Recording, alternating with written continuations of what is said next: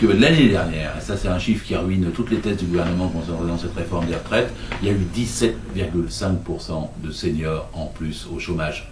Donc ça ne marche pas et le patronat n'a que des discours et pas du tout la pratique. Le travail est dur pour tout le monde au milieu de la cinquantaine et dans tous les métiers. Parce qu'on dit parfois c'est les horaires atypiques, les machines dangereuses ou le travail posté, mais pas seulement. Dans les bureaux aussi. En France, on a 150 000 accidents cardiaques et 100 000 accidents vasculaires. Si on regardait d'un peu plus près, on percevrait qu'un peu plus d'un tiers est lié au travail.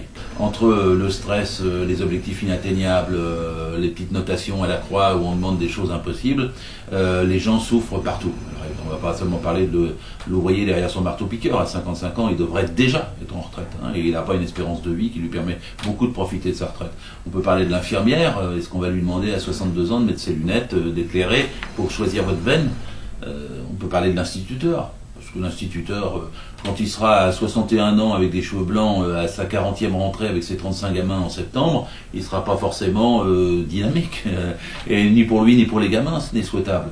Et à 55 ans, il y a 2 maladies sur 5 liées au travail. Et à 60 ans, c'est plutôt 3 maladies. Les plus belles années de la retraite, c'est évidemment entre 60 et 65 ans. Et les plus dures années, c'est entre 60 et 65 ans au travail. Dans la vie réelle, pas dans les rapports de l'Élysée, pas sur TF1. Dans la vie réelle, la moyenne des annuités cotisées par les salariés français aujourd'hui, elle n'a pas augmenté, elle a baissé. Ça a baissé. Photographie du marché du travail de l'INSEE 2008. C'est-à-dire qu'on cotise moins en moyenne aujourd'hui qu'il y a 10 ans. Pourquoi ? Parce que le chômage est entré en ligne de compte, parce que les licenciements, 60% des salariés sont licenciés, inaptes, malades, au chômage, à partir de 55, 56, 57, 58 ans, avant 60 ans. Donc quand on leur dit vous allez cotiser 42 annuités, vous allez aller à 62 ans, écoute, c'est les faire sauter à la perche, sans perche. Ils sauteront pas. Le seul résultat ne sera pas de protéger et de payer leur retraite, le seul résultat sera de baisser le niveau de leur retraite. Donc c'est une escroquerie complète que de vouloir rajouter des annuités.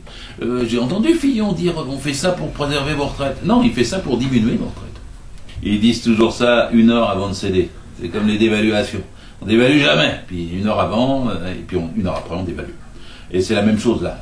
D'ailleurs, je suis absolument persuadé, à l'heure où nous parlons, que les mouvements se développent, les gens n'en peuvent plus. Il y a beaucoup de choses qui se cristallisent autour du refus de cette sale réforme, une réforme de pillage de nos droits, des quelques années de bonheur qu'on peut avoir après 40 ans de labeur, et c'est pour ça qu'il y a des grèves qui se développent, des appels, des mots d'ordre, et une bataille véritable dans l'opinion. Ils l'ont perdue. La jeunesse est concernée, hein. Voilà, le mot d'ordre c'est quoi ? C'est papa on me fait travailler trop longtemps et moi en attendant j'ai pas de boulot. Et puis moi je suis si jeune que ce qu'on me dit de ma retraite j'en aurai jamais. Donc en vérité ça me concerne de très près, parce que moi qui travaille encore jusqu'à l'université, jusqu'à par exemple 25, 26 ans, 27 ans, j'en serai pour 71 ou 72 ans. Donc directement les jeunes sont concernés. C'est pas quelque chose d'extérieur à eux, c'est leur affaire.